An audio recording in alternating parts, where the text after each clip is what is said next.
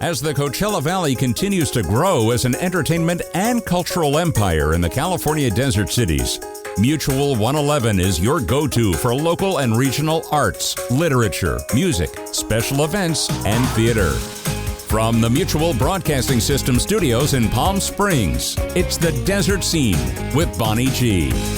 And welcome to The Desert Scene. Very happy to have you here, and happy to welcome my friend Jaci Davis, who is a wonderful singer, actress, musical director about town. Hey, Jaci, how you doing?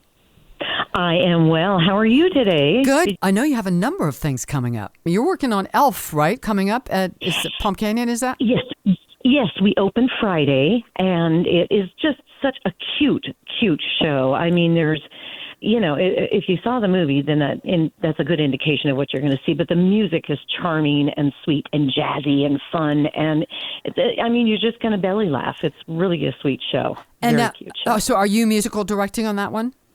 I'm music directing that one, yes. Okay, all right. And tell me about that. That's a big job. I mean, I've never done it. Obviously, I'm a singer, but I just working with other musical directors. That's a lot of work. It is, because you start really from the innards of the musical. You have to teach the music to everyone. If it's a huge ensemble piece like this one is, then, you know, you have to determine, well, we have 3.5 weeks here, so what's the best way for this kind of group or this group to learn this? And so it goes from teaching it to then they go into the choreography part of it. And, you know, part of the issue is that we have so much access, so many ways of accessing the soundtracks now that when I'm not there, they're using the soundtrack. So adapting to just the piano has always been kind of like, a little scary. So my job is to kind of make that hopefully as close to the soundtrack as possible. But, you know, you're going from multiple instruments on the soundtrack to just one little piano. So that's the challenge for everybody. And so then, you know, the ultimate thing is that we finally get to opening night, and I'm playing usually with a duo or a trio, bass, drums, and possibly guitar. Yeah. That helps. How large a cast is this? This is let's see, this one I believe is around 25 or 30. Ooh. We have kids because we have to have elves, you know. Right.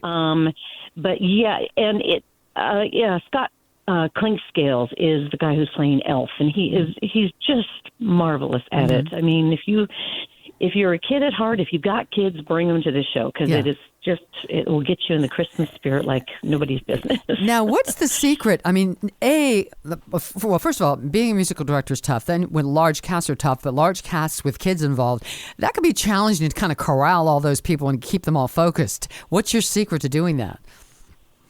Well, I enjoy what I do, and I think that when you enjoy what you're doing, you're going to be a lot more patient, obviously. And I work with kids regularly, you know, through Musical Theater University and through a couple of kids camps every summer. And that's kind of I love doing that. That's probably my favorite thing to do. I really haven't had as much hands-on with these kids because we try to get them earlier in the day so that they can go home, and we just work with the adults then. So the kids are usually done by 7 o'clock, but they come in at 4:30, work with the choreographer, and you know, kids are so quick to absorb this stuff that I really don't worry too much about them. They adapt very quickly when they get with the adults, and it usually works out just fine. Yeah. And of course, you got the cute factor with the kids. Of course, yeah. Even if they botch it up, they're still cute on stage, either way. Exactly. Yeah. Exactly. Now, you, in addition to being a wonderful pianist, piano teacher, musical director, but you're also a singer and performer in your own right and fabulous. Do you have anything coming up featuring you singing? I do. Actually, I'm going to do my Coulda, Woulda, Shoulda show, which I did. It'll be a year ago in January at Palm Canyon Theater, but I will be putting it on the Revolution Stage Company stage. Excellent. In May, yes. Okay. And I also am having my first, I'm playing for Lizzie Schmeling and her cabaret show. She's doing a carpenter show, and Excellent. I'm playing at PS Underground, which I've not had the opportunity yet to participate in anything there. So I'm doing her show in January, and she's got, you know, a small band, so it'll be a lot of the guys that I've worked with already. And I would love to at some point, you know, possibly do my show, my Coulda Woulda show, again at PS Underground as a dinner show. Yeah. So that would be an adaptation of the show, but I get to add some more music, and I think it would be, I'm just really looking forward to it. And then I've got 2 auditions coming up in December, so for roles.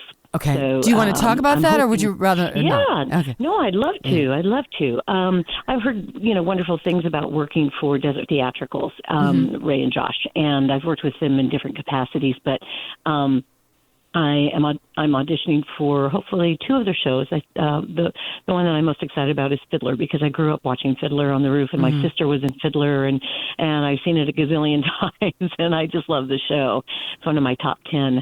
And then they've got, I think, Damn Yankees and let's see, Oklahoma, I believe. Wow. But I'm also auditioning again with CV Rep. I had a couple of auditions for the Fantastics Reimagining. I had a couple of callbacks for that. But there's a great Gershwin show that they're doing in April, and I would absolutely love to have an opportunity to do that. Yeah. So I'm kind of hanging up my keyboard for 6 months, and looking forward to working at other theaters with different people in different direction and things like that. Well, isn't that wonderful? I've always loved variety. I mean, it just keeps life more. Even as a performer, you can sometimes get in a rut, but I like to mix it up. And it sounds like you've found a way to do that, kind of juggle your hats in a really fulfilling way. Well, and it's presented itself well, because I've had back-to-back musicals with Palm Canyon Theater. It started with Brigadoon in August, and then straight into Rent, and then I literally was doing Rent while I was doing Elf, and so that's a challenge within itself. And I'm ready to. I would like some more roles, and I think this is a nice way to, have a big chunk of time to investigate that, and hopefully things will work out. So, how can people get tickets to Elf? You can go online to palmcanyontheater.com, I believe it is. Okay. Even if you Google it, it'll take you to the website, and you can then pick your dates. We open December 1st. We do not have a show on the 2nd because of the Lights Parade. Okay. But then we have the Sunday matinee at 2:00, and then the following 2 weeks, Thursday, Friday, Saturday, and Sunday. Okay. And we have shows 7:00 on Thursdays, then Friday and Saturday at 8, and Sundays at 2 p.m. Excellent. Well, Jackie Davis, you're out and about. You're doing so much stuff. I know you got a rehearsal today. You're kind of in the middle of a rehearsal, so we'll let you go. But thank you so much for being here. Congratulations on all your projects, and happy holidays to you. Continued success. Thank you. You too, Bonnie. Hope to see you soon. Okay. All right, Jackie Davis, thank you. And see you next time on The Desert Scene.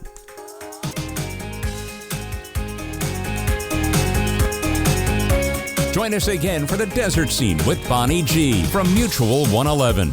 Be sure to visit thedesertscene.com for more show information and mutual111.com for our full library of episodes.